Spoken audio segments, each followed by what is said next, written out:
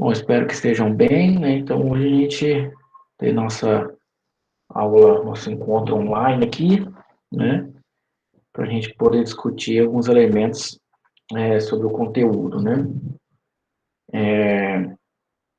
Vou compartilhar aqui pequena apresentação que eu fiz aqui, só para a gente poder ter para eu poder ter um percurso aqui. Só um minuto.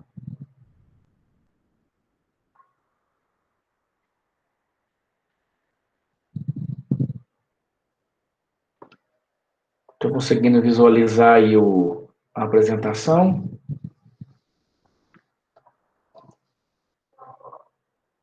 Sim.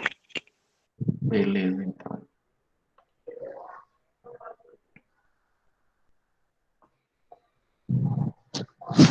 Certo. Então, pessoal, nossa aula, nosso encontro, né? A gente pretende que, de fato, a gente possa conversar sobre esse conteúdo aqui, né? Que vocês possam também participar, comentando, perguntando, ou seja, para que não fique um monólogo, né? A gente só falando, seria importante, né? Então, nesse contexto, a gente vai abordar aqui um conteúdo aí que eu já deixei alguns videoaulas lá no AVA, né? Não sei se alguém conseguiu assistir, falando sobre esse período do contexto histórico brasileiro, né? Esse assunto já foi debatido com certeza por vocês aí em outros momentos das suas vidas escolares, né? E com certeza vocês têm conhecimento aí sobre alguns aspectos, né, desse conteúdo, né? Uma vez que a gente já falou que existem conhecimentos prévios, né, que os alunos já trazem aí, né, da seu convívio social, né? Então esse conteúdo é chamado de Quarta República, né, ou período democrático, ou República Populista, né? Ele começa em 1946 e vai até 1964. Esse, esse contexto histórico aí está, de certa maneira, vem após o que nós chamamos de Era Vargas, né? Aquele contexto histórico que nós estudamos aí no segundo bimestre, né? Que passou, né, por um processo ditatorial, né, que é o Estado Novo lá, dentro um dos períodos, né, da Era Vargas. Nesse período aí, então, após a saída do Vargas do poder, né, então existe aí a formação de um período democrático, né? Vamos dizer assim, que se restabelece a democracia no Brasil, né? Deixa de ter aquele processo autoritário e passa a se ter um período de democracia novamente aí, no contexto político brasileiro, social, entre outros, né? Vocês já ouviram falar desse contexto histórico aí? O que vocês sabem sobre esse momento aí? Alguém gostaria de manifestar-se?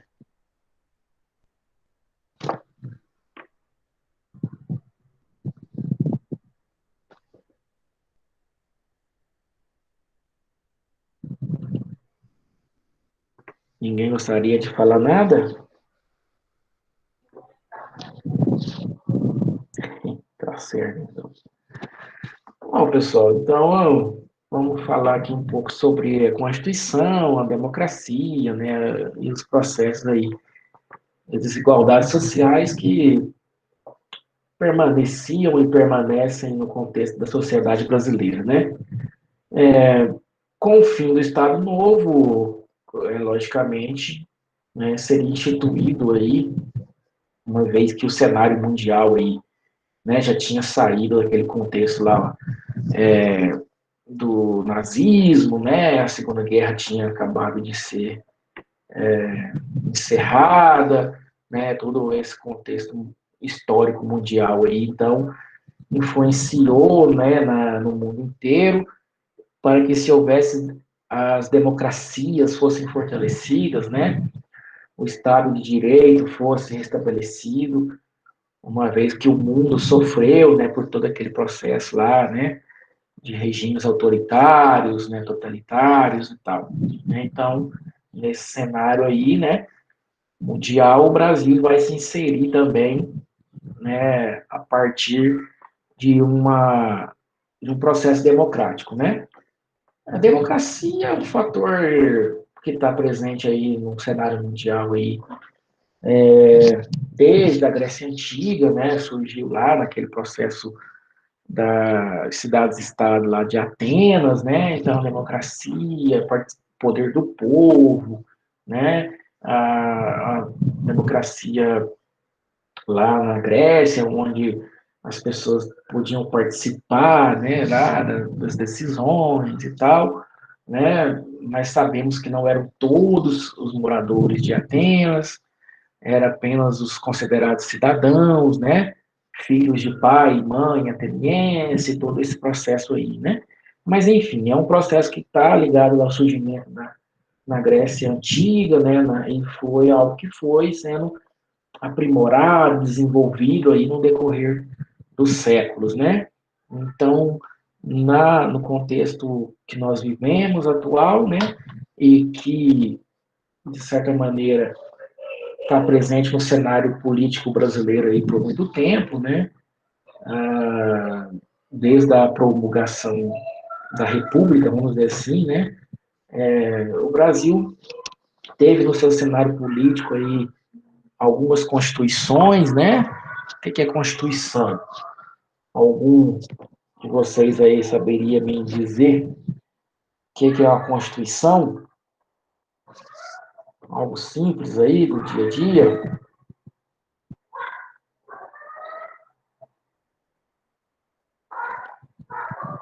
Algum ser vivente aí?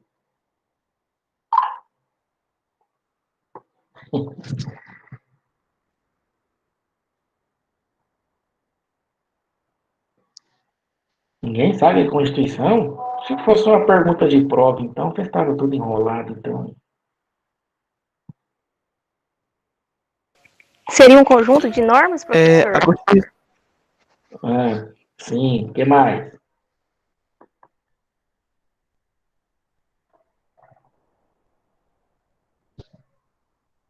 Mais alguém? Peraí, gente, eu vou ter que parar aqui. Tem aluno que está pedindo para aceitar aqui e eu não consigo ver. Só um minuto aqui.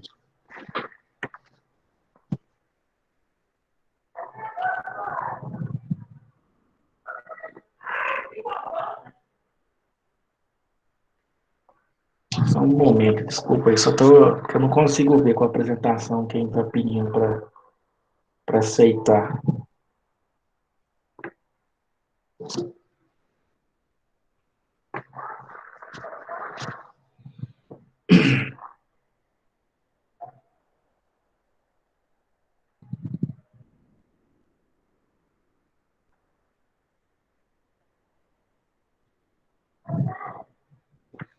Não, acho que é só esses aí. Vamos voltar aqui. Mesmo porque tem um horário, né? Vamos lá. Vou perguntar mais uma vez. Ainda estão aparecendo a apresentação aí? tá assim. Ah, beleza. Tá. Então a gente estava falando da Constituição, né? Então, quem que falou aí o conjunto de normas? Foi eu, falei. Eu? É que eu não O Emily? consegui. Ah, tá. Bom, então, Constituição é um conjunto de normas, né? Mas a gente pode dizer que é umas normas mais importantes de uma nação, né? São as leis principais, né? Os elementos, né, legisladores mais importantes de cada nação, né? Então, a Constituição é um conjunto de leis, né, um conjunto de normas que regem a sociedade, né, de maneira geral, no contexto social, econômico, político, os direitos, né, das pessoas que estão inseridas naquela sociedade, né? Então, o Brasil, quando iniciou-se lá, né, o processo de independência lá, nós tivemos a primeira Constituição lá, né, em 1824, né? Depois, a partir daí, a gente teve constituições na República, né, e até chegar nessa última Constituição aí, que é a de 1988, né, que está em vigor. Então, ali está escrito tudo que como ela é chamada hoje, né, uma Constituição Cidadã, né, todos os artifícios que garantem a cidadania, né, às pessoas, né, ou seja, a pessoa tem os seus direitos garantidos, né, a liberdade de poder pensar livremente, poder se expressar, né, poder se locomover, poder reunir para discutir os assuntos, né? Então, no geral, ela é muito parecida, essa de 1946, ela é muito parecida em alguns pontos com a que nós temos hoje, né? De 1988, né? Apesar que a que nós temos hoje, ela tem uma abrangência maior, né? Mas no contexto de efetividade mesmo, de ter sido colocada em prática, elas se parecem muito, né? Porque mesmo aquela de 46 lá, ou essa de hoje, muitas coisas só ficam mais no contexto legal, né? No contexto de leis, mas no real elas não têm muito peso aí no contexto social, né? Então a democracia brasileira, ela sempre foi muito frágil, né? Mesmo porque a gente viu aí que a gente viu não, nós temos noção, né, que em muitos momentos essa democracia ela foi eliminada, ou então foi fragilizada, né? Então, a democracia no Brasil, né, passamos aí por muitos golpes, né? Então, algo bastante frágil, né? Assim, existe até algumas contagens aí, né, do tempo que nós tivemos uma democracia no Brasil, né, efetivamente, né, tirando aí esses governos autoritários que foram esse do Estado Novo, governo da ditadura civil-militar, né, então, e momentos que teve aí alguns que foram tirados do poder e tal, né, então a democracia brasileira tem esse certo que de fragilidade, né? E de não ter, talvez por questões assim de interesses de grupos, né? Então essas constituições não abrangem aí a totalidade, né, da população, né? E a de 46 é nessa mesma linha, né? Então, o que, que ela trouxe de novo? Ela trouxe o direito ao voto, né, uma modificação lá no direito à questão do voto, que a Constituição anterior não permitia as eleições, que era aquela Constituição de 37 lá, né, criada por Getúlio Vargas. Então, ela traz esse direito ao voto. Com 18 anos, a pessoa podia votar, né, mesmo assim, ela ainda elimina algumas pessoas, né, ela não é tão, assim, é, vamos dizer, abrangente, né, ela tira o direito de quem é analfabeto, né, as pessoas que eram analfabetas, os cabos soldados também não podiam votar, né. Aí você pega uma população brasileira que naquela época o índice de analfabetismo era bem mais elevado do que hoje, né? Então você tira aí uma grande quantidade da população que por ser analfabeto não podia votar, né? Os direitos trabalhistas, ela incorpora esses direitos trabalhistas lá da era Vargas, né? 13º, salário mínimo, férias, esses elementos aí então agora estão nela, são incorporados, estão dentro da Constituição, né?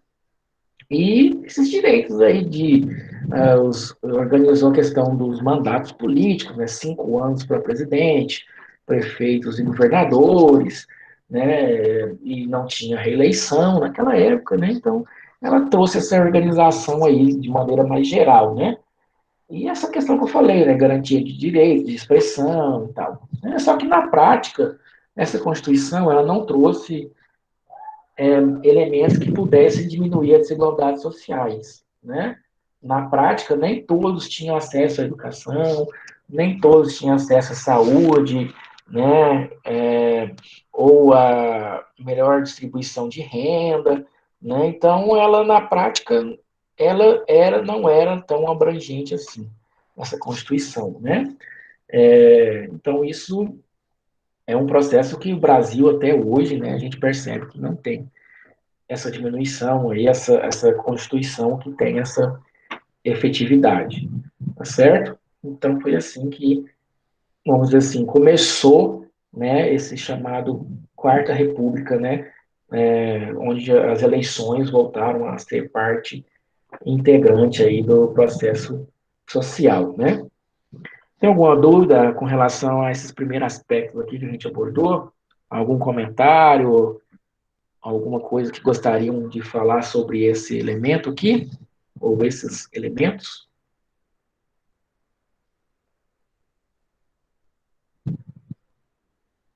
Alguém gostaria de falar?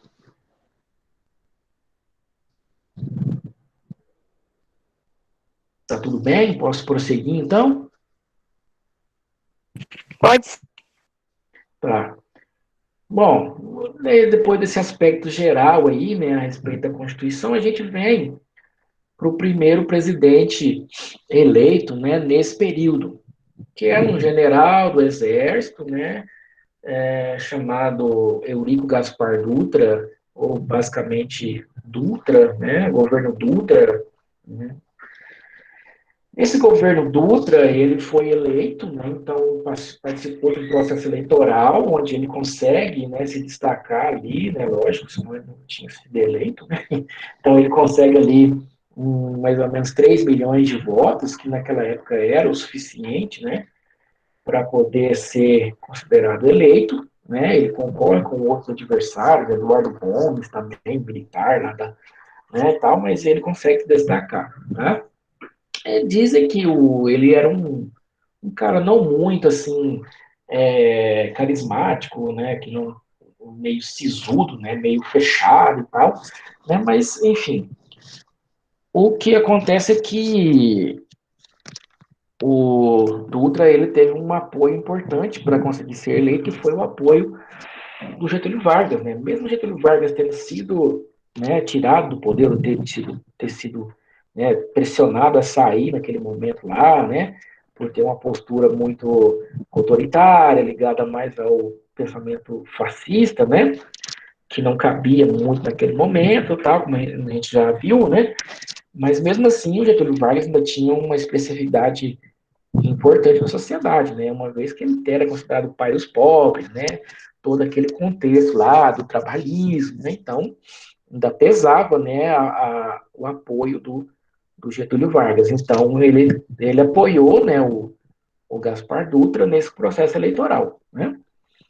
O que é importante ressaltar aqui no contexto geral, né, no contexto internacional, mundial, é a ocorrência da chamada e famosa Guerra Fria, né?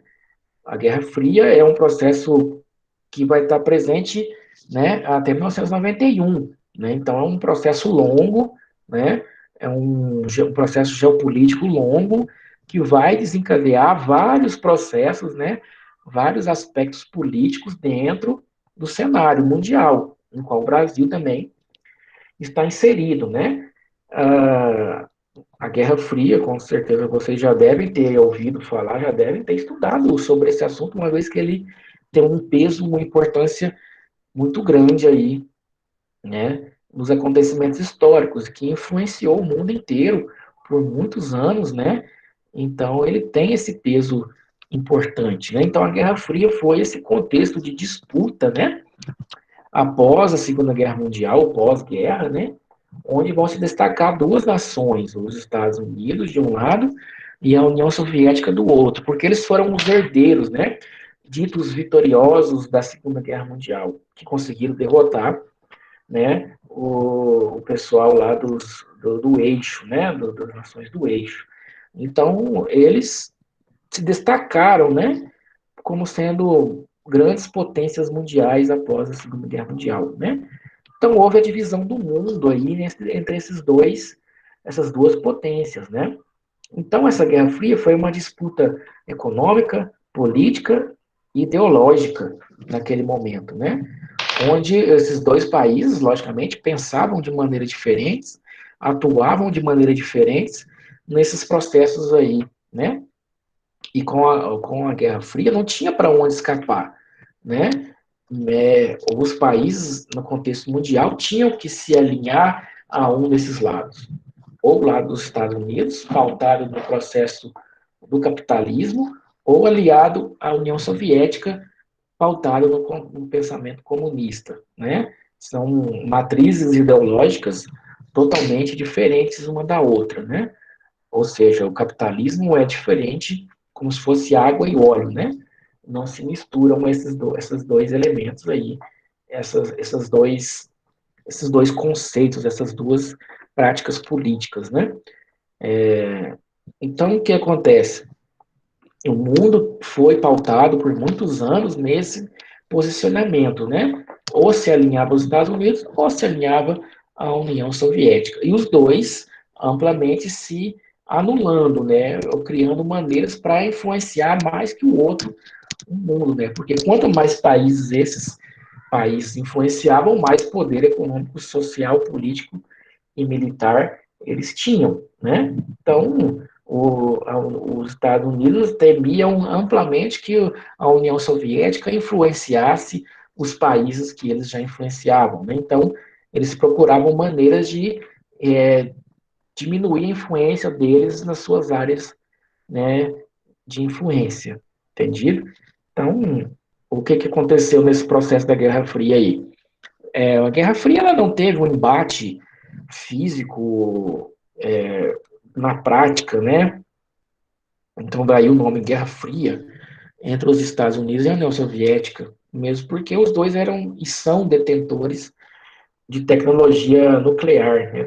Detentores controlam armas nucleares, né? Então, fatalmente, se houvesse esse embate aí, o mundo não seria mais o mesmo, né? Mas houve conflitos armados influenciados por esses dois lados, né? Ou até mesmo ah, financiados aí por esses dois lados, né? A guerra da Coreia, guerra do Vietnã, são os exemplos, né? Mas isso aí depois vai ser melhor estudado, tá? Eu só introduzi essa questão da Guerra Fria porque, na verdade, é um momento histórico aí que o Brasil também está inserido e no qual o Gaspar Dutra ele procurou se alinhar ao pensamento, né, dos Estados Unidos da América. Então, o Brasil, a partir do momento que, na verdade, né, era uma condição naquele período, né, os países terem que escolher um dos lados. E o Brasil, historicamente, sempre teve mais voltado, né, somente pelos Estados Unidos, ter essa política aí, né, de tratar a América Latina como se fosse seu quintal, né, de influenciar economicamente, politicamente, né. Então, isso não é só naquele momento, isso vem anteriormente acontecendo, né, a política do Big Stick, todos aqueles elementos, né, que estão ligados aí anteriormente, né, ao século XIX, por aí, né. Então, o Brasil se alinha ao pensamento dos Estados Unidos e, consequentemente, o que ele faz? Elimina toda a influência comunista que poderia estar aqui no interior do território brasileiro, né? Bem como também ele corta relações diplomáticas com a União Soviética. Então, aqui dentro, os países, os partidos comunistas e, né, que tinham essa ligação aí foram colocados na ilegalidade. Não? Os políticos perderam mandato, os funcionários públicos também perderam cargo. Tá? O governo do Dutra, então, ele, após alinhar, né, com os Estados Unidos, ele, o contexto social brasileiro era praticamente assim inalterado, né? A questão de problemas com salários, apesar que lá no governo Vargas teve, né, esse trabalhismo, né? Mas mesmo assim ainda, né, existia essa questão de salários baixos, greves, né? Então, nesse sentido aí, teve esses problemas de, né, ó, a democracia aí, mas a democracia era essas greves eram tratadas com repressão, né? Então, mais um exemplo de que a democracia no Brasil é bastante frágil, né? Quando acontecia processos de greve, o governo procurava reprimir, né?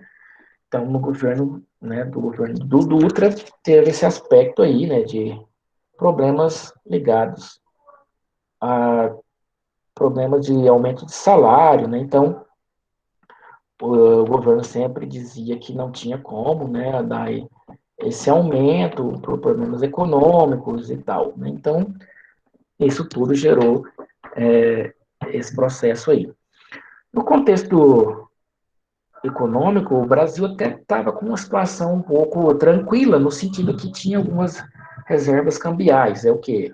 Como se fosse uma poupança, né, com recursos financeiros para poder pagar, manter a dívida tranquila, pagamento da dívida externa, não a dívida, mas juros, né, e todos esses elementos aí, né. O Dutra, diferente do Getúlio Vargas, ele não adotou o nacionalismo, né, ele foi ao contrário, ele fez a abertura, né, para investimentos estrangeiros, empresas estrangeiras, né, meio que ligado ao processo de alinhamento aos Estados Unidos, então principalmente empresas, né, estadunidenses aí, né, então, né, isso foi um fator característico do governo do Eurico Gaspar Dutra, né.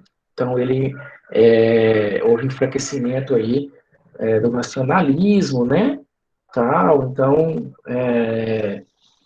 e um fator que às vezes, que durante seu governo que desagradou um pouco, né, foi a abertura que ele deu da economia. Como é que ele abriu a economia? Permitindo a entrada descontrolada de importados, né? Isso era a conduta do processo, né, ligado à Guerra Fria, né? Esse alinhamento dos países não era só falar assim, ô, Estados Unidos, eu sou seu amigo agora e tal. Não, isso aí acarretava vários fatores, como ter que comprar as mercadorias, né, dos países, do país, no caso, dos Estados Unidos, né, permitir a entrada desses investimentos estrangeiros, né, então, e também era uma conduta do próprio governo do Dutra, né, essa abertura, mais essa visão mais ligada aí à abertura econômica do que o nacionalismo, né. Só que esse fator aí comprometeu a economia, porque a importação desses produtos aí, né, desde carros, brinquedos, automóveis, geladeira, né, produtos que tinham um valor agregado muito grande, né, isso comprometeu a indústria nacional, né, e na visão dos empresários nacionais, isso era ruim, né, porque eles não tinham como concorrer com os produtos, né, importados, né, que às vezes traziam uma tecnologia mais avançada, né? Então, tudo isso aí, eles diziam que deveria ter sido selecionado os produtos, né, que seriam importados, mas enfim, esse processo aí causou então problemas econômicos e aquela reserva, né, que havia sido a reserva cambial que havia sido formada, ela foi sendo, né, queimada, ela foi, né, para resolver problemas internos, né, econômicos, né, o governo foi gastando esse recurso aí, né, então isso fez com que o Brasil tivesse, né, se ele não tem recurso para investir, né, em infraestrutura, em geração de emprego, em outros elementos, vai ter dificuldades, vai ter problemas, né, graves, né. E para finalizar, o governo Dutra, e eu reforço mais uma vez, isso aqui é uma apresentação assim bastante sintética, né? São os pontos mais importantes aí de cada um desses governos que compõem a Quarta República, né? A gente pretende também trabalhar com as atividades, né, sobre esse período, porque é um período importante do contexto histórico, né? esse governo do Dutra, ele vai trazer o quê? No contexto social e econômico. Ele tentou, né, implementar um plano econômico aí para organizar a economia brasileira, né, para investir em algumas áreas específicas. Ele até chamou de plano SALT, né, que seria o local, né, ele juntou aí as siglazinhas e formou essa palavra SALT aí, né, usando as áreas que ele pretendia investir, né? Então, saúde, alimentação, transporte e energia, né? Então, daria SALT. Então, esses setores aí, logicamente, né, principalmente pela questão dele ter gastado essas reservas cambiais aí, né, ele não conseguiu colocar em prática esses investimentos aí onde ele imaginava, né? Saúde, principalmente, né, essas questões aí. O máximo que ele conseguiu foi construir, na questão do transporte, algumas rodovias, como, por exemplo, a Via Dutra, né, lá no Rio de Janeiro, liga o Rio de Janeiro à cidade de São Paulo, e algumas hidrelétricas, mas basicamente, né, não foi o suficiente para que o Brasil tivesse uma melhoria, né, principalmente nas questões sociais, né? E é evidente que, na verdade, esses governos aí, nenhum deles teve essa condição de diminuir as desigualdades no Brasil, né? E até hoje isso não foi desenvolvido a contento, né?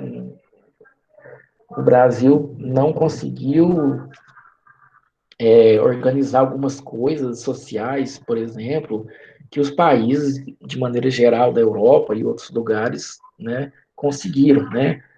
Então, por isso ainda permanece esses setores, né, em desigualdade aí, né?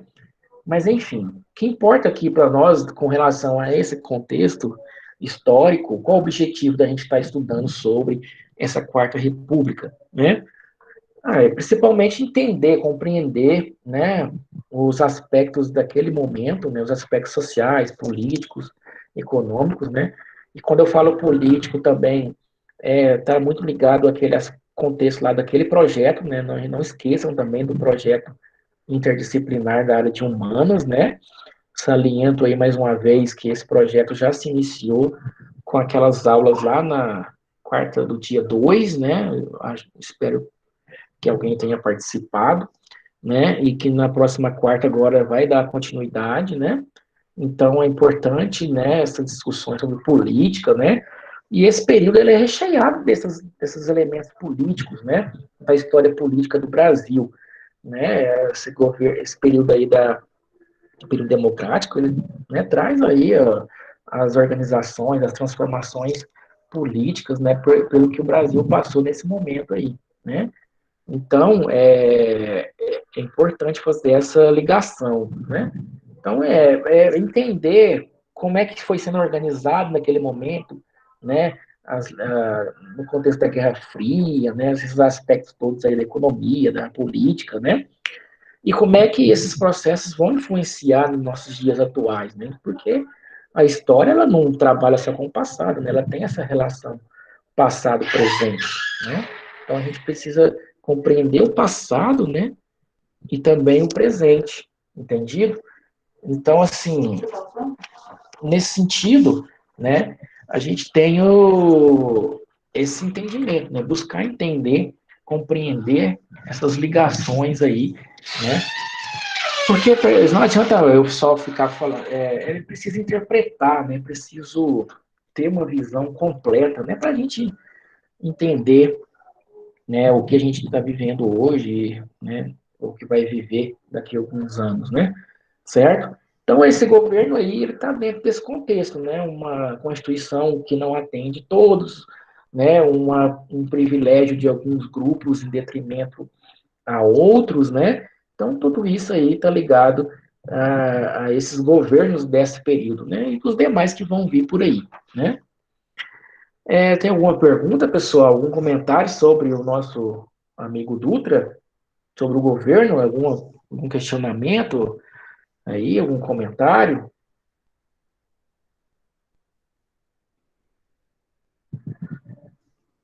Pode falar aí, sem medo de ser feliz.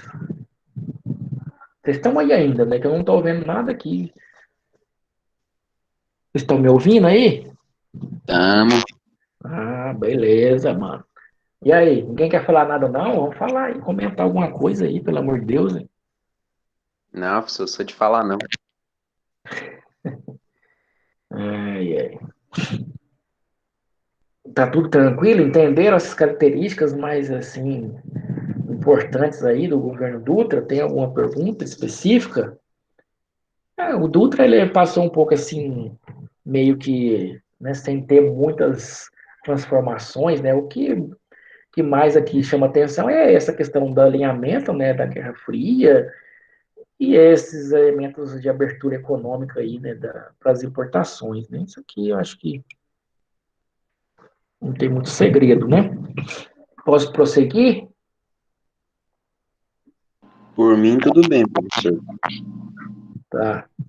Bom, então, aí, passados 5 anos, né, do governo do Ultra, né, em 51 teve as eleições, e, aliás, antes, né, em 51, e em janeiro de 51 assume, né, o candidato vitorioso aí das eleições, certo?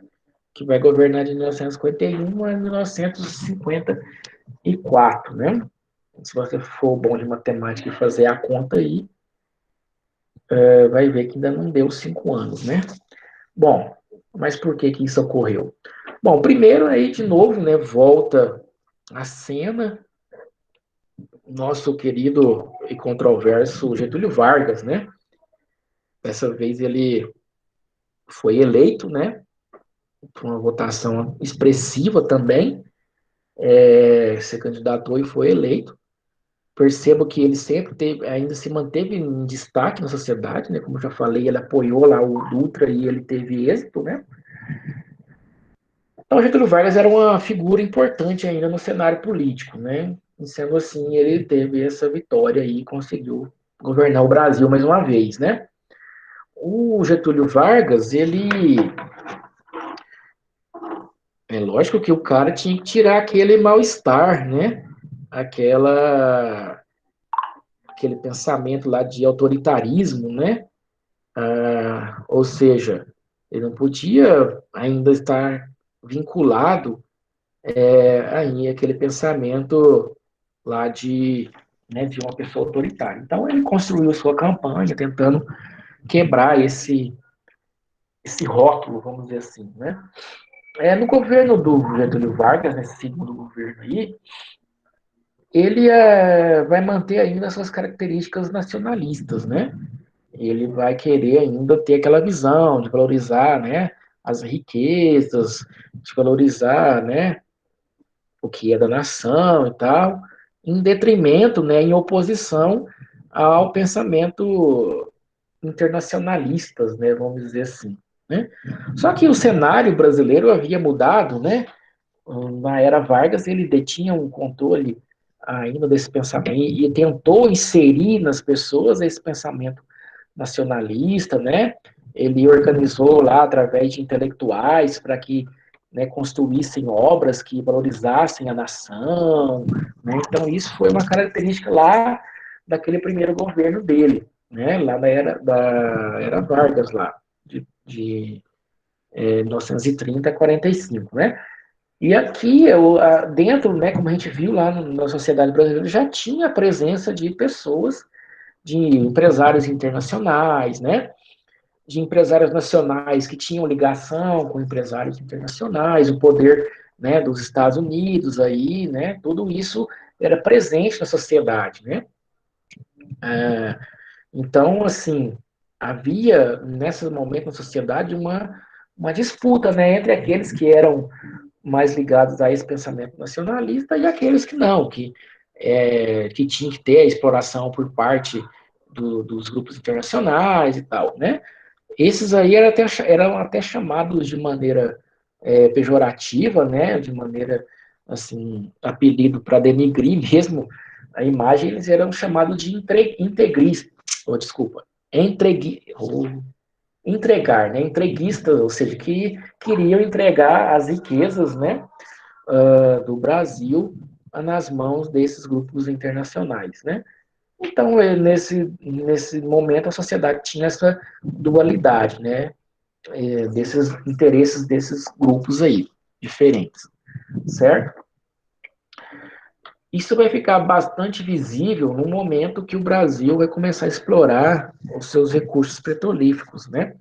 Que o Brasil vai descobrir algumas jazidas de petróleo, né? No Rio de Janeiro ali e tal, Bacia de Campos, né? Então, ficou assim, né? Quem iria explorar esse tão importante recurso natural, né? O petróleo, todo mundo sabe que até hoje, né, ele é um produto importante, né? Os países que têm autossuficiência no petróleo têm vantagens, né? Então, é uma fonte de energia, assim, muito importante ainda, né? Apesar que já tendo as energias aí renováveis, né? Mas, enfim, ainda o petróleo causa muita guerra ainda no mundo, né? Para ter o seu controle. Né? E naquela época também, lógico. Então, o Brasil estava começando, engateando nesse processo aí, né, de participação na exploração do petróleo, né? E tinha essa disputa, né? Quem ia explorar o petróleo? Quem ia explorar o petróleo brasileiro, né? Então, do lado dos nacionalistas, inclusive do pensamento do Getúlio Vargas, teria que existir uma empresa estatal, né, para fazer essa exploração, refina, distribuição. E do lado do grupo dos internacionalistas acreditavam, não, que devia ser uma empresa internacional para fazer esse processo de exploração, né? E ficou essa disputa, teve a campanha do petróleo, né? O petróleo é nosso, tinha até esse slogan, né? E assim começou esse movimento, né? Tal, essa disputa aí pelo controle da exploração. Foi quando, em 53, né, foi criada a Petrobras, né? E definiu-se, então, que ela teria o monopólio de exploração do petróleo, né? Apesar de que também o grupo dos internacionalistas não ficou totalmente desamparado, né? Vamos dizer assim. Houve a possibilidade de que as empresas estrangeiras pudessem também fazer a distribuição e o refino, né, do petróleo. Então, é um momento importante, né, que o Brasil procura, né, produzir, mesmo para facilitar aí o processo, né, industrial e todos os elementos que estão ligados aí à exploração do petróleo, né. Então, a Petrobras foi criada lá na época do governo Vargas, em 53, né. Ele, como não poderia deixar, né, ele teve também essa conduta de abordar a política trabalhista, né. Então, ele basicamente pautou aquelas linhas, né, que ele acreditava que seria importante, que estava ligado aos governos anteriores lá, né, a questão do nacionalismo, então, e essa política trabalhista, né, na verdade, ela que foi importante, né, foi o carro-chefe aí para que ele tivesse uma popularidade considerável no Brasil ainda, né. Nessa conduta aí, ele toma a decisão de aumentar os salários, né, em 100%, imagina, né, aumentar o salário em 100%, será que isso é uma coisa boa? Né, uma coisa ruim, não sei, né? Então, naquele momento, lógico, para quem é trabalhador da cidade, no caso, né, que ele, no campo era outra situação, né? Mas ter um salário 100% de aumento para os trabalhadores é algo muito benéfico, né? Apesar de que isso tem outros agravantes, né? Pode aumentar a inflação, problemas econômicos, né? Porque e também além de ter a oposição, né? Quem que vai se opor a um aumento de 100% de salário? Alguém sabe me dizer aí? Quem que se opõe a 100% de aumento de salário?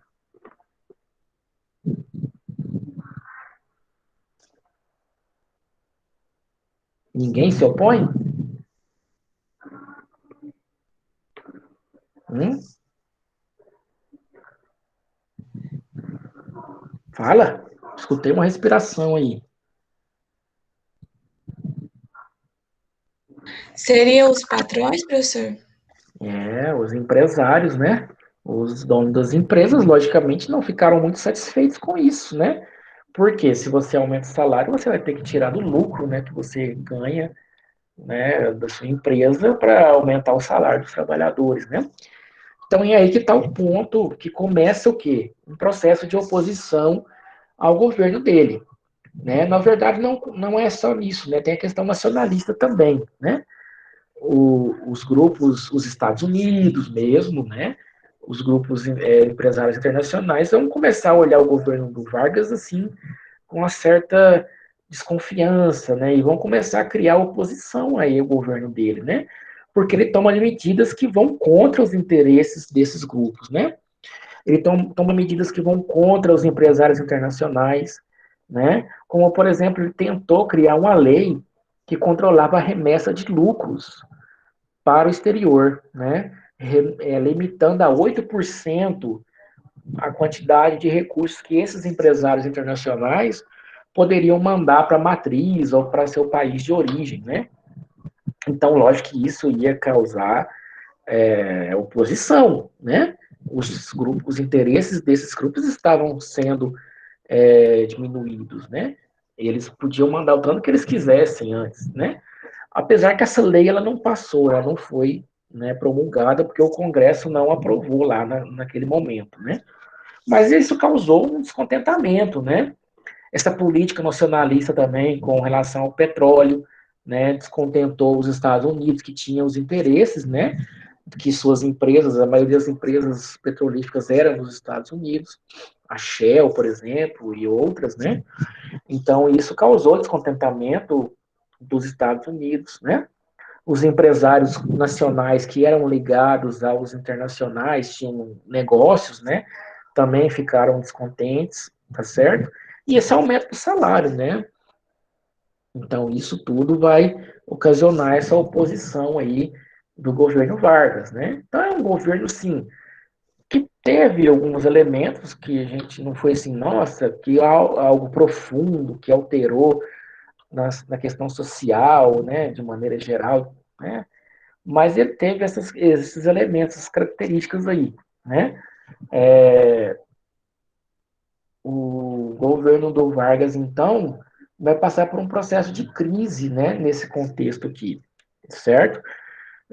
Lógico que por mais que a população tivesse um apreço, né, mas os outros grupos não estavam tendo mais, né, ou não tiveram esse processo aí, né, de, na verdade tiveram um processo de oposição ao governo, né, do Getúlio Vargas, entendido?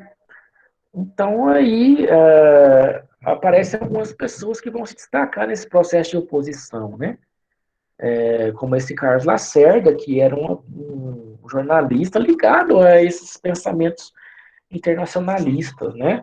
Ligado aos empresários internacionais e tal, né?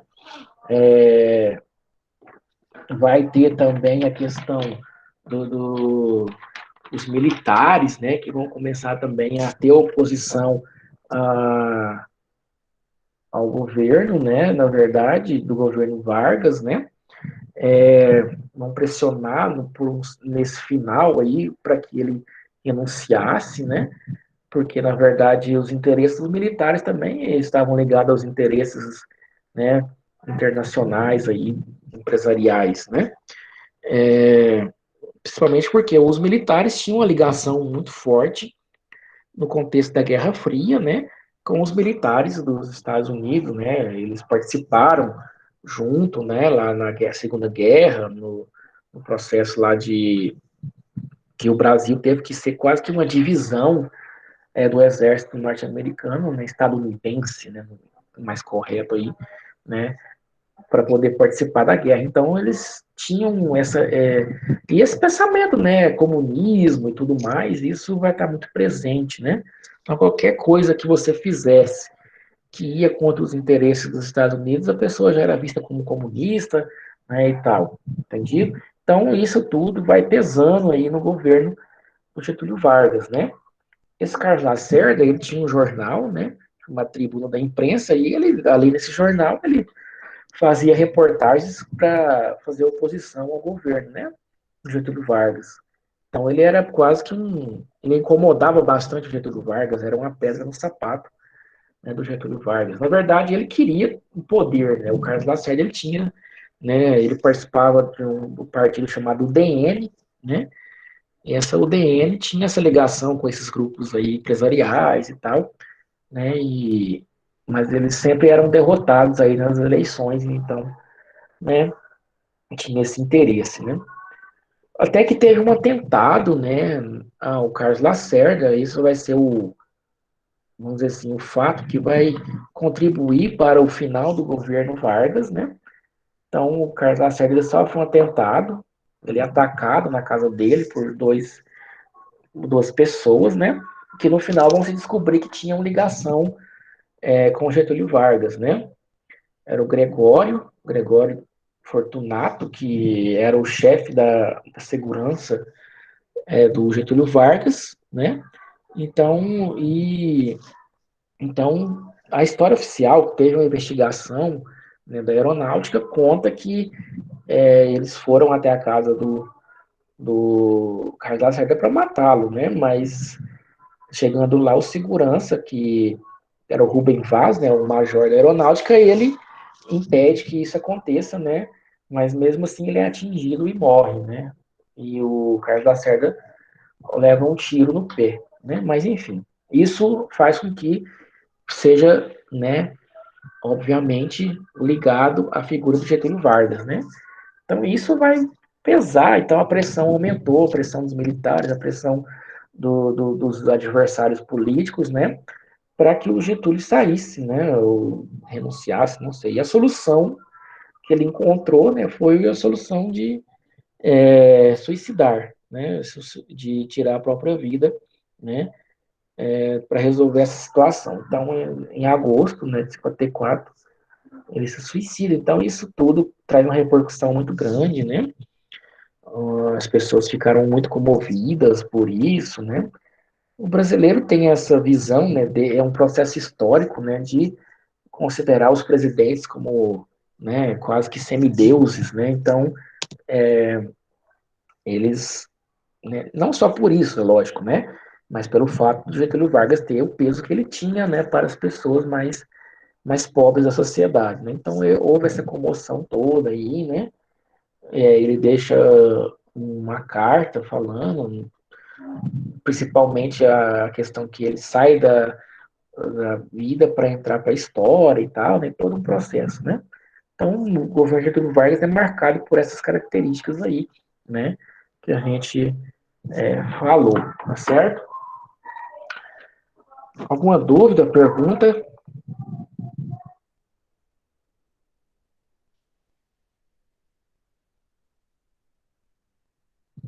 Nada? Que pena.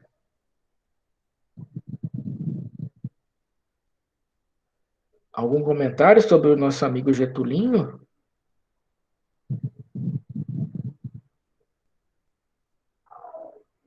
Alguma dúvida aí sobre esses aspectos aí do nacionalismo? Nada? Posso prosseguir então?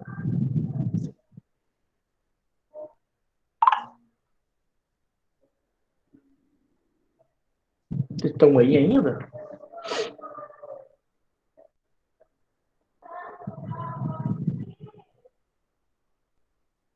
Ué, Pode Pode prosseguir. prosseguir, professor. vai que todo mundo saiu e eu tô aqui falando para as paredes aqui. Nada. Ah, tá. Beleza, então. Bom, então encerrado aí o governo Vargas, né? Só um parênteses bem rápido, porque como ele suicidou-se, né? Era necessário a questão da sucessão aí, né? Então, o vice, né, Café Filho, assumiu, aí depois, só que aí é um período assim meio, vamos dizer, sem muita coisa para se abordar, porque né, muito pouco tempo até que fosse feitas as próximas eleições, né? Então passou aí pelo vice, Café Filho, depois ele saiu por problema de saúde, veio o presidente da Câmara, Carlos Luz, depois veio, esse aí também, ele foi forçado a sair pelos militares, né, que não concordavam muito com o governo dele, aí eu assumi o presidente do Senado, por último, Nereu Ramos, até as eleições se concretizarem e assumir o próximo presidente, né? Que no caso vai ser o conhecidíssimo JK, né? Juscelino Kubitschek. Juscelino Kubitschek, ele era do PSD, né? Que era um dos maiores partidos da época, e ele foi apoiado também pelo PTB, que é o partido do Getúlio, né? Da herança política do Getúlio, Partido Trabalhista Brasileiro, né? E do outro lado tinha, mais uma vez, a UDN, né, que não conseguiu a vitória como queriam, do Carlos Lacerda, né. A posse do JK foi um pouco conturbada, porque né, os militares e os empresários internacionais, a UDN mesmo também, né, queriam fazer um golpe, né, para não permitir que o JK assumisse, tomasse posse. Aí acusaram ele de ser um comunista internacional, né? Então, a justificativa do comunismo aí presente, né? Tudo era justificável, né, se a pessoa era comunista, né? Acho que eu já vi isso em algum lugar, né? Enfim. Então, nesse contexto, né, foi necessária a interferência de um outro militar, né? Então, você vê como é que o Brasil era, não só o Brasil, mas né, o contexto histórico, ele é bastante, não quer dizer que né, ele não tenha suas exceções ou suas peculiaridades, né? Então, um militar que era legalista, né, que é o Lott, né, General Lott, ele fez com que houvesse a posse do JK, né? Então eram grupos de militares que não queriam e o outro grupo, né, liderado por ele, né, conseguiram mobilizar e fazer com que o JK assumisse o governo. Isso era mais por interesses, né? Essa disputa aí que teve, essa questão de não permitir a posse era mais por questões de interesses, né? O DN querendo o poder, né, e tal. Então acusaram ele de que recebia apoio dos comunistas, né? O JK, ele foi um presidente assim que visava muito essa questão do desenvolvimentismo, né? O que é desenvolvimentismo? Procurar investir em elementos que possam trazer um desenvolvimento, né, para o Brasil. Mas no caso, no Brasil, esse desenvolvimentismo ele era mais pautado assim nas questões econômicas, né? Apesar que ele tinha planos de investir no social e tal, mas é uma visão mais de produção, de investir em elementos que tragam uma produtividade, né, um desenvolvimento econômico, certo?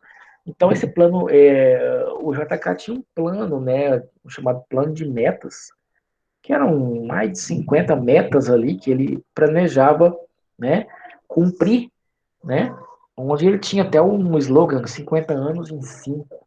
Então ele dizia que queria desenvolver o Brasil, né, em 5 anos, o que equivalia a um desenvolvimento de 50 anos, né.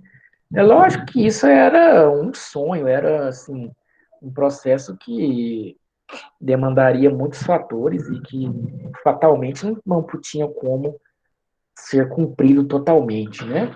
Então ele vai, né, ter essa postura desenvolvimentista, né? Para você fazer esse desenvolvimento que o JK sonhava, né, pensava, era necessário muito investimento, né? Muitos recursos que o Brasil não possuía, né? O Brasil é um país endividado, né? Com a dívida externa muito alta, problemas econômicos graves, né? Inflação, má distribuição de renda, desemprego, né? Parece que eu estou falando de hoje, né? Mas é assim, né? O Brasil estava nessa condição naquele momento, né? a inflação comendo o salário dos trabalhadores, né? Então, e direitos, poucas pessoas tinham acesso, né, aos direitos aí, né, básicos, né, de educação, saúde, entendido? Então, tudo isso aí, né, lógico, os países desenvolvidos gastaram séculos, né, para ter essa condição de desenvolvimento, né, e tiveram que fazer algumas coisas que o Brasil ainda nem fez, né, não resolveu, né, questões de distribuição de renda e tudo mais, né. Enfim, então esse plano de metas ele iria tentar, né, mas na verdade o que mais ele conseguiu investir nesse período aí, né, que ele teve mais êxito, né, dentre os que havia sido proposto, foi a geração de energia, né. Então, pessoal, esses governos que a gente está vendo aqui, eles, alguns deles, e uns mais, outros menos, foram importantes para trazer alguns elementos importantes para o Brasil, né? Algum processo de modernização, né? Coisa que não tinha na época da, vamos dizer, da era Vargas ou até mesmo na República Velha, né? Apesar que lá também teve alguns aspectos modernizantes para a época, né? Mas aqui, nesse período democrático, foram colocados em práticas alguns fatores, principalmente econômicos, né? Que vão trazer alguns benefícios, não para todo mundo, né, mas para a classe média, principalmente, né, para os empresários, né, mas assim, como por exemplo aí investimento na produção de energia, né, lógico que isso vai, até algumas ainda estão aí, né, produzindo energia, como, né, a Furnas lá, que foi, né, investimento aí do JK, né, entre outras aí. Então, são fatores que estão aí, que estão no nosso dia a dia, né? E que começaram lá, nesses governos, tá certo? A investimento em transporte também, que era uma das metas, né? Desse governo aí. Só que, assim, transporte, quando a gente fala de transporte, é um setor, assim, que tem alguns elementos, né, diversificados, né? Quando eu falo em transporte, eu penso em transporte aéreo, posso também pensar em transporte ferroviário, também transporte rodoviário, né? Hidrovias e tal, né? Mas o Brasil, né? A gente vai perceber que até então, nesse governo aí, do JK, foi um momento que, assim, teve um investimento considerável aí, é, nesse processo aí de transporte. É lógico que ele privilegiou as rodovias, né? E os investimentos aí. E outra coisa, esses investimentos eram investimentos estrangeiros, tá? Eram investimentos de outros países aí, né? Pessoas, né, empresários que investiam nesse processo de construção aí de rodovias e tal, né? Então o JK, ele privilegiou rodovias. Por isso que o Brasil, hoje, nós temos uma malha rodoviária muito grande, né? Então, ela foi bastante ampliada aí nesse governo do JK, né? Lógico que depois os militares também, nesse processo aí de investimento estrangeiro e também por expansão territorial, construíram algumas rodovias importantes também, mas o governo JK privilegiou bastante essa construção aí de rodovias. A própria BR-364, né, que é a mais conhecida da gente aí, foi aberta, né, no governo JK, na década de 60, né? É lógico que teve uma influência aí dos governos de Rondônia, né, mas foi nesse momento que foi aberta essa BR aqui, né, que foi importante aí para o deslocamento das pessoas e principalmente no processo de reocupação, né? Pessoas que vieram do Centro-Sul para cá, né, para Rondônia. Então, foi em grande parte graças aí a essa BR-364, né, que possibilitou que as pessoas saíssem, né? Seus familiares talvez sejam oriundos desse processo de deslocamento, né? Como grande parte das famílias aqui de Rondônia, né, são oriundos aí, né, desse processo e que foi ampliado com construção da BR-364, né? Então, é lógico que se você for pensar em transporte, o ferroviário é muito mais barato e transporta mais mercadorias do que o rodoviário, né? É viável investir mais no ferroviário do que no rodoviário, na hidrovia também, né? Então, mas o Brasil, vamos dizer assim, privilegiou as rodovias, né? Que é um transporte mais caro, né?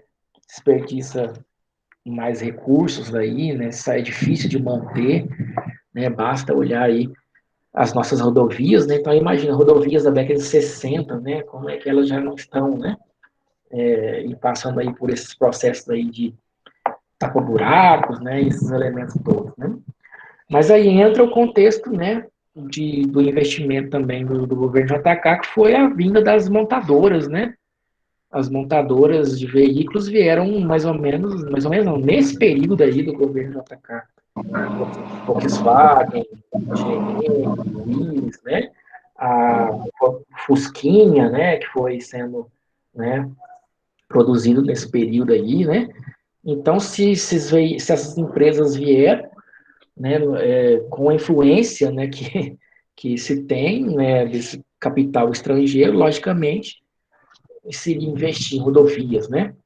Se tivesse vindo para cá produtoras de locomotivas, talvez tivessem se investido aí nas ferrovias, né?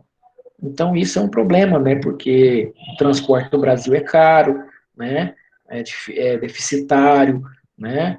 Por mais que os caminhoneiros aí, né, as empresas de caminhão conseguem atender o Brasil inteiro, mas é com dificuldade, né? Problemas que todo mundo vivencia aí, né, no dia a dia, né?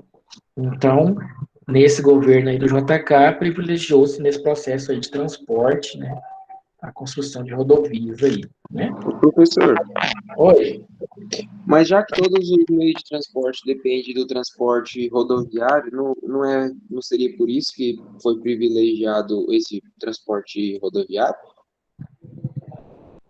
Mas por que que todos os transportes precisam ser dependem do rodoviário? Porque você não, da mesma forma que você não vai ter um navio passando por dentro das cidades, eles não conseguem fracionar a distância. Por exemplo, você não vai ter um trem que vai parar em cada cidade do Brasil inteiro. Mas é muito mais fácil você fracionar essa carga em cargas menores e colocar para rodar e entregar em diferentes lugares.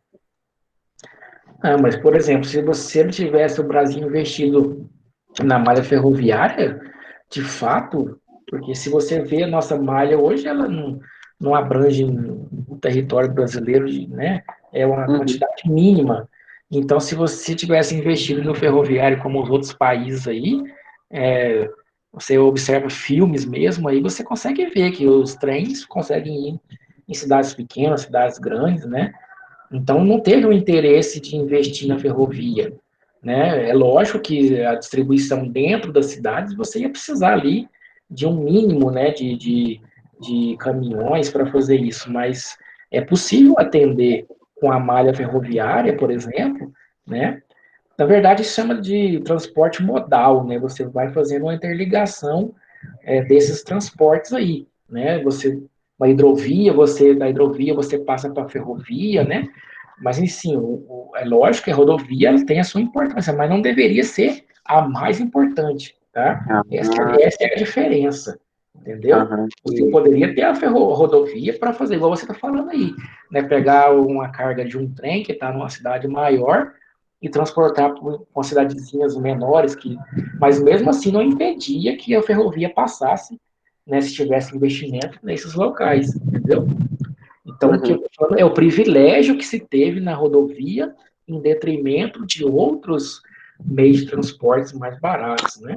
Então, você pode uhum, pegar, por exemplo, uma hidrovia. O Brasil é um país que tem aí uma bacia hidrográfica gigantesca. É lógico que nem todos os rios são navegáveis, né? Mas os que são, daria para você fazer uma interligação, mesmo que com ferrovias e rodovias, entendeu? Então, é nesse sentido que a gente fala que, né, houve esse privilégio, ah, sim, entendi. Entendi, sim. entendeu? Uhum. Bom, Mais alguma pergunta? Já que... Então, pessoal, nesse contexto aí, o que vai ocasionar esse processo aí das metas, né? Você construir uma rodovia, imagina o valor que é para você, né, fazer um desbravamento de um local, pavimentar, né? Apesar que muitas dessas rodovias ainda não foram pavimentadas naquele momento, né? Vão ser pavimentadas posteriormente, como é o caso da 364, que foi na década de 80, né? Depois aí do governo dele, né? Mas, enfim, então isso tudo vai causar um endividamento muito grande do Brasil, né? Na verdade, ele teve que contrair muitos empréstimos para poder investir nesse processo todo, né? Além do que também ele foi ousado, né? Ele é conhecido como, né, o presidente que construiu uma nova capital, né? Brasília, né? Capital lá no interior de Goiás, né? Coisa que naquele momento, no caso era o Rio de Janeiro, né? A capital, né, no litoral, né, e tal. Então, ele teve esse processo aí, né? Já tinha um interesse, mesmo na época do Império, né, de fazer essa interiorização aí, construir uma capital. Então, ele colocou em prática, né, esse processo aí, implementou, então, em 5 anos ele construiu uma nova capital no interior do Brasil para fazer o desenvolvimento dessa região, né, para, né, apesar que teve lá esses investimentos, né, processos aí de corrupção, esses elementos aí, né? Enfim, a Brasília foi um marco, então, né, no processo do governo aí, o JK, né? Foi algo assim que ele foi muito criticado, mas foi bastante, a gente tem que, né, reconhecer que ele teve essa ousadia aí e teve êxito, né, de construir uma cidade do nada, né, no meio do deserto quase, não deserto, mas no meio do cerrado, né? Então, e mediante também investimento estrangeiro, né? Então, isso, de um lado, teve os seus benefícios, que foi, querendo ou não, né? Melhorou o transporte, melhorou a energia, né? A produção de energia, né? A indústria de base também, né? Então, isso propiciou o desenvolvimento industrial.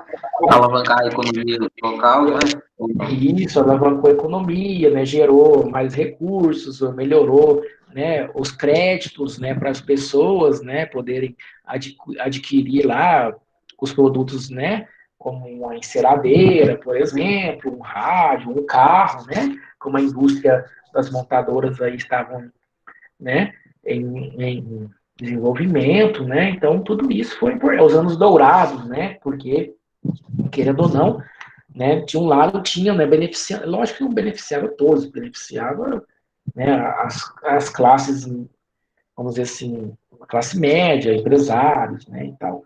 Mas a questão social, não, né, distribuição de renda continuou ruim, acesso aos direitos, né, básicos continuou não para todos, né, então isso tudo permaneceu, né, além de aumentar a inflação, né, que é algo que por muito tempo, né, afligiu o Brasil, né, a inflação alta, preço alto dos alimentos e tal, dívida externa aumentou, né, então isso é as características aí principais desse governo do JK, né. Alguma dúvida aí sobre esse processo?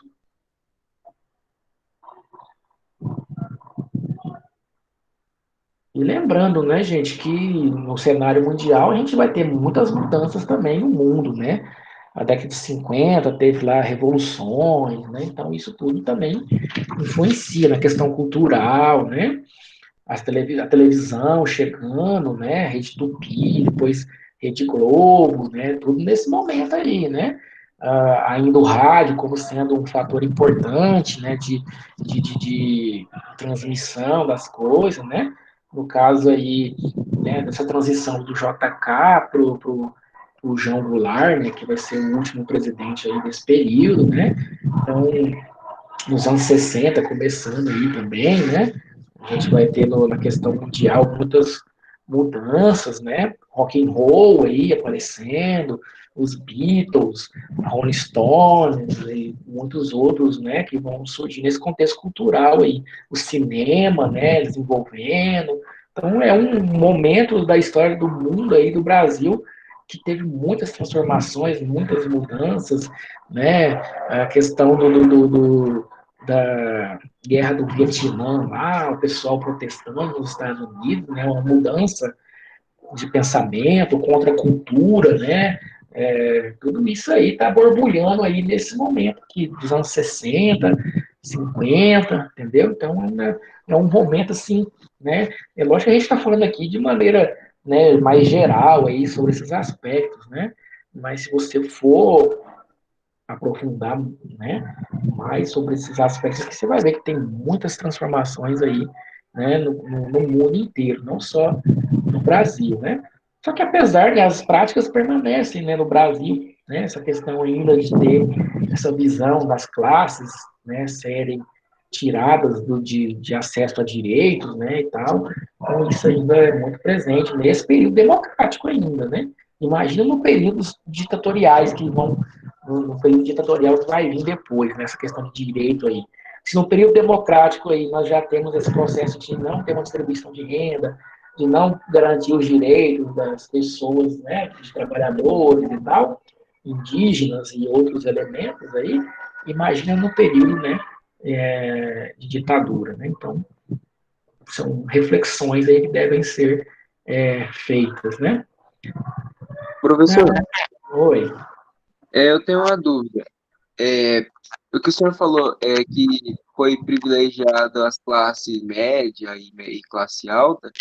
É, de que forma as classes mais baixas não foram privilegiadas? Porque, tipo assim, eu imagino que quando você alavanca a economia e você coloca as grandes empresas para trabalhar mesmo, né, já que a economia está em alta, de certa forma você acaba puxando, entre aspas, as classes mais baixas, né, já que você tem geração de emprego, você tem, por causa que as empresas grandes estão avançando, elas estão expandindo, você não acaba puxando as classes mais baixas?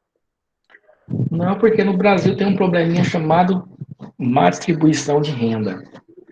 Ou seja, então, o que é produzido, ele não é bem distribuído com as demais classes, principalmente as classes dos trabalhadores rurais e urbanos, né? Então, por que que o Brasil não é um país desenvolvido? Um dos elementos que caracteriza o Brasil como não sendo um país desenvolvido é a má distribuição de renda, entendeu? Então, por mais que a empresa fulano de tal está crescendo, está sendo investido em rodovias e tal, essa renda não é distribuída para todos, entendeu? E além do que, muito desse processo desenvolvimentista está ligado a capital estrangeiro. Então, as empresas, né, como lá a gente viu lá no governo do Getúlio Vargas, ele quis implementar essa lei de remessa de lucros, mas isso não foi efetivado, entendeu? Então, as empresas multinacionais, esses Volkswagen da vida, Ford e tal, as suas rendas eram totalmente enviadas para as matrizes, né? Então, não tinha esse controle, entendeu? Então, tá certo, a economia cresceu, né? Com investimentos aí nesses processos do grupo, do plano de metas do JK e tal. Mas, de um lado, isso ocasionou o quê? Juro alto, né? Juro alto dos empréstimos, inflação alta, desemprego, né? Por mais que tinha, tá certo, aumentou as empresas, né? Teve o êxodo rural, muitas pessoas saíram do campo e vieram para a cidade à procura desse processo aí de emprego nas indústrias, entendeu?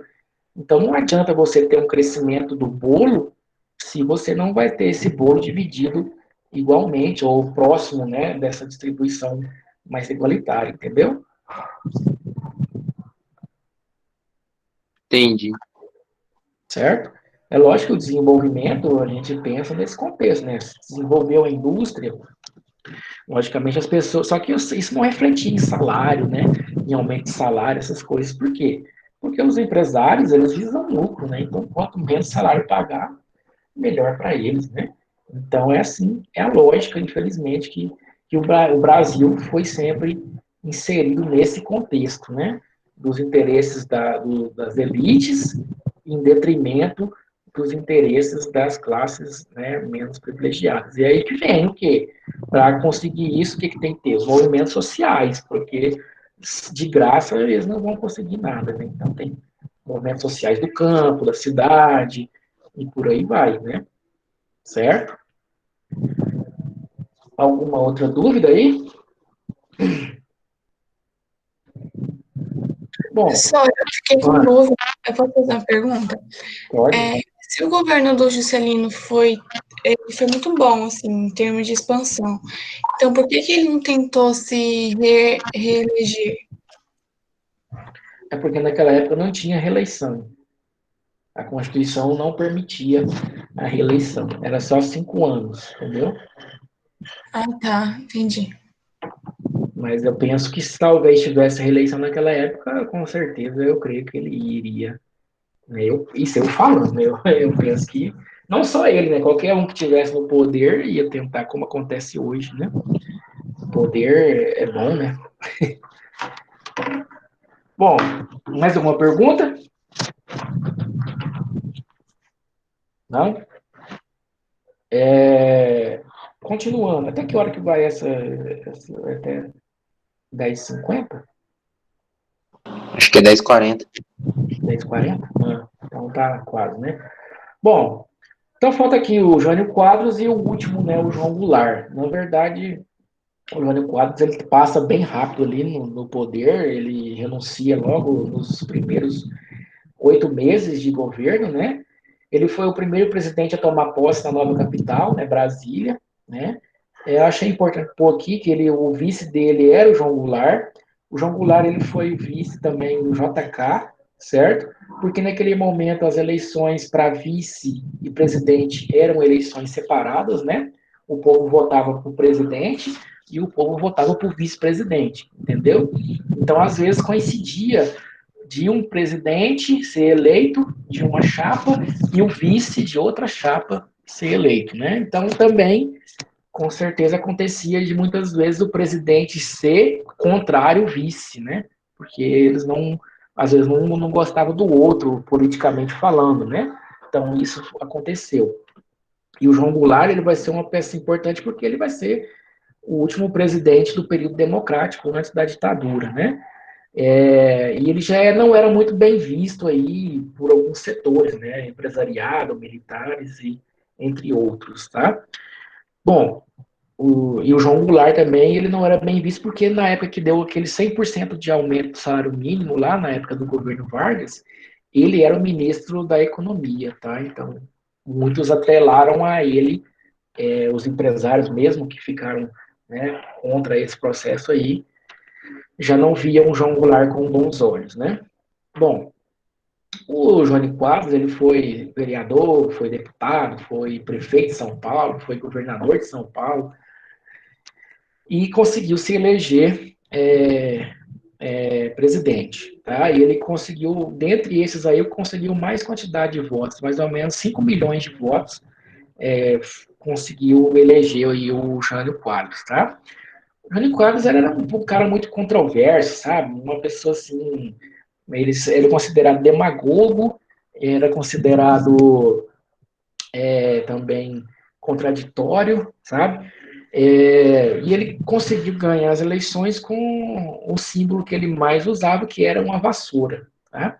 Então, ele dizia que ia varrer a corrupção, né, a bandalheira do Brasil. Né? Então, ele tinha até um jingle lá, varre, varre, vassourinha, varre a corrupção, mais ou menos nesse sentido aí. Tá? Então, o pessoal, população, né, brasileira, né, passou lá por o governo do Dutra, não teve resolução dos problemas lá de inflação, depois veio o Getúlio também, muitos problemas políticos e tal, inflação alta, salário baixo, aí veio o JK, melhorou um pouco ali alguns investimentos em algumas áreas e tal, mas continuou muitos problemas sociais no campo, na cidade, né?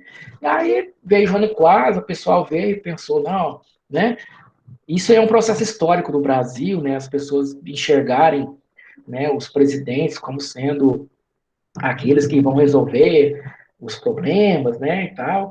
Então eles elegeram o Jânio pensando que talvez pudesse, né, ter uma melhoria aí de maneira geral, né? Mas ele, assim, como eu já disse, ele era um cara que não tinha uma definição, assim, muito... os próprios especialistas não conseguiam definir se ele era de esquerda, se ele era de direita, que posição que ele tinha, né? Ele tomava umas decisões, às vezes, um pouco simplistas, né? Como proibir rinha de galos, né? Tá certo, isso é um processo, né? Mas era uma preocupação que não era tão grave assim, né? Lança perfumes no carnaval, proibiu também. Desfile de biquíni, né? Desfile, negócio de moda, beleza, né? Então ele tinha umas decisões assim um pouco, né, bem simplistas, né? E ao mesmo tempo ele já tomava umas posições políticas bem fortes, né? Como por exemplo ele se aproximava de grupos que não eram muito ligados ao alinhamento aí, né, dos Estados Unidos, né? Ele dizia que a política externa tinha que ser independente. Então, observa a disparidade dele. Em momentos ele se preocupa lá com rinha de galo, e depois ele vai bater de frente com os interesses dos Estados Unidos, né? Falando que a política externa tinha que ser independente, cada país que tinha que escolher, né, qual lado que ia, ou se podia ficar em mais de um lado, né? Então ele tem essas proposições aí. Né? Tanto é que ele vai se aproximar da China, de Cuba, né? Que para os Estados Unidos era a mesma coisa que a morte, né? Essas duas nações comunistas aí, né? Principalmente Cuba, né? Que está bem próximo ali do quintal dos Estados Unidos, né?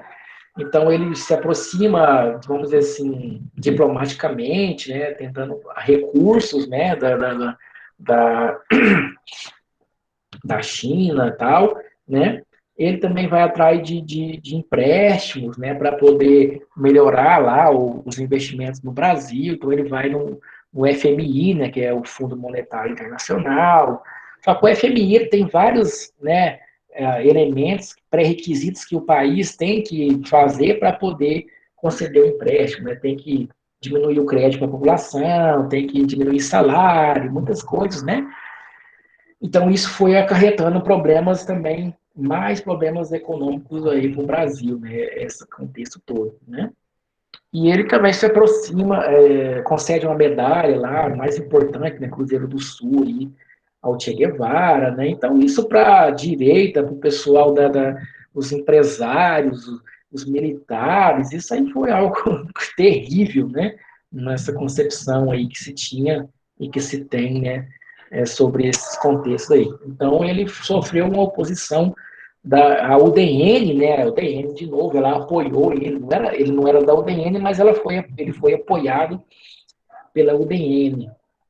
E assim, eles se voltaram contra ele, já não mais apoiavam e tal. E aí ele resolve renunciar, né? Escreve lá um bilhete e manda para o Congresso, né? Sua carta de renúncia, né?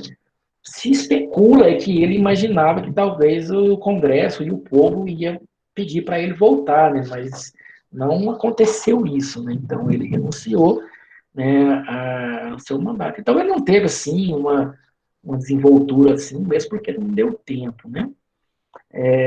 Como ele renunciou, né, o vice logicamente assumiria. O vice é o João Goulart, né? Que vai governar de 61 a 64, tá certo? A posse do João Goulart foi um caso à parte, né? Foi muito conturbado, né? Existiam os grupos contra e a favor, né, ao governo, a posse do João Goulart, né? O grupo contrário era formado principalmente por empresários nacionais e internacionais, né? Militares de alta patente, porque ele era visto como comunista, né? Ainda mais que ele estava lá na China, né? Quando o Jânio Quadros renunciou, né? Ele estava lá representando o Brasil lá na China, né? Então o cara já era visto como comunista, ele estava lá na China quando o outro renunciou, né? Aí que gerou essa controvérsia mesmo, né? Desses grupos aí não querendo que ele assumisse a presidência, né? Mas do outro lado já tinha um grupo dos legalistas que era a favor, né, com que ele assumisse, né, seguisse a lei, né, legal, né, e assumisse o cargo. Né? Então houve um confronto, né, quase que poderia ter gerado uma guerra civil, né, nesse contexto aí, né?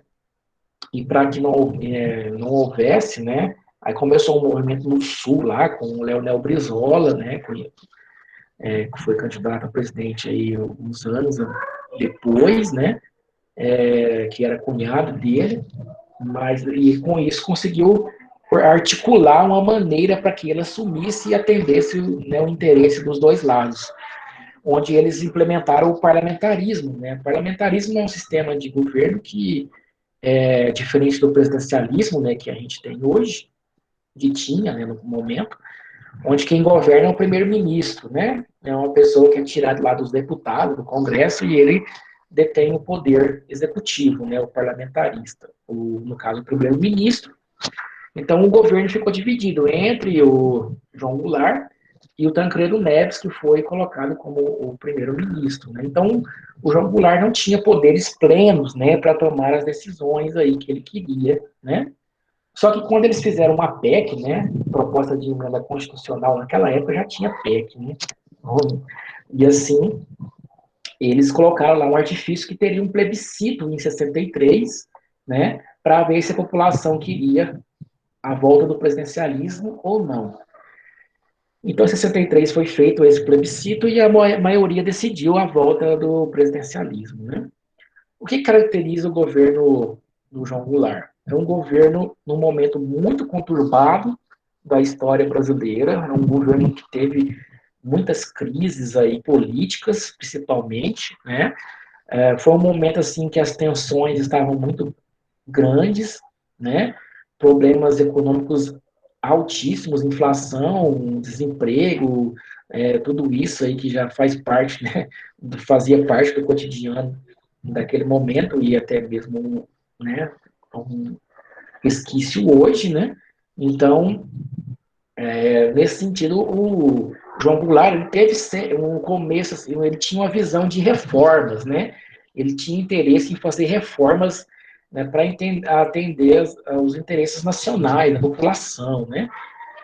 O problema é que essas reformas mexiam com o quê? Com os interesses dos grupos mais privilegiados da sociedade, né?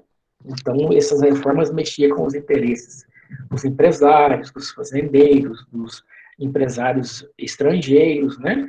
Então, e ainda a visão de que ele era comunista, né, mexia com os interesses dos militares também, né? Então, isso se formou aí, essa amálgama, né, de interesses que essas reformas mexiam, né?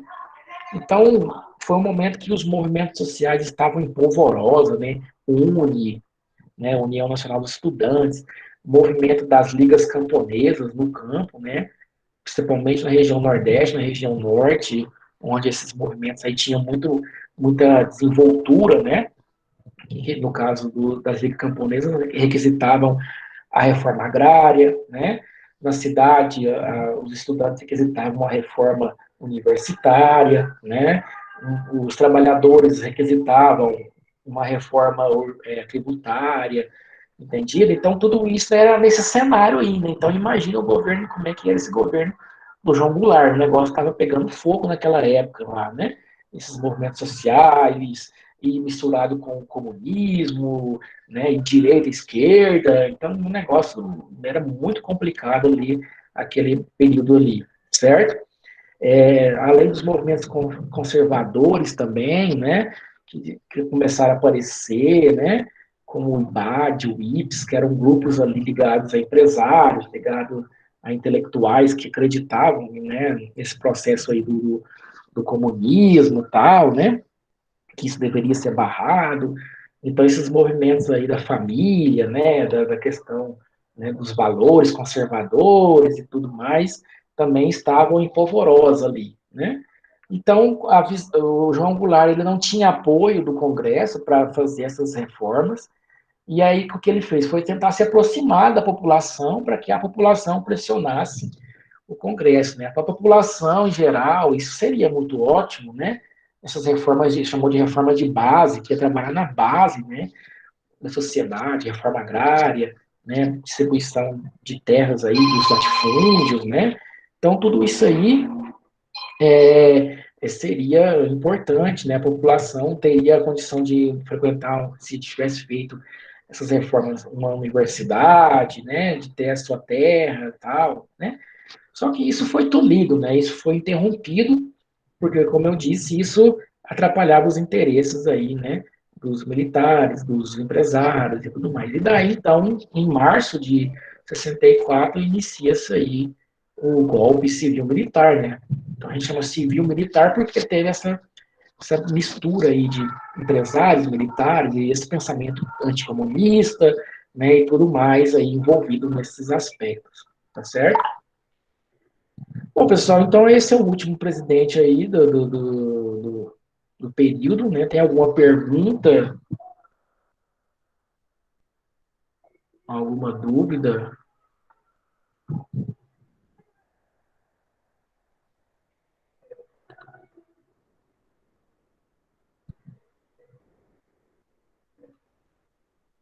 Não? Tudo ok?